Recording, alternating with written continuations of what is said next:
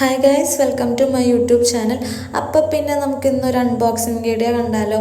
ഞാൻ കുറച്ച് ദിവസം മുൻപ് പർപ്പിളിൽ നിന്ന് കുറച്ച് സാധനങ്ങൾ ഓർഡർ ചെയ്തിട്ടുണ്ടായിരുന്നു. അപ്പോൾ അത് ഇന്ന് വന്ന് 2 ബോക്സായിട്ടാണ് വന്നത്.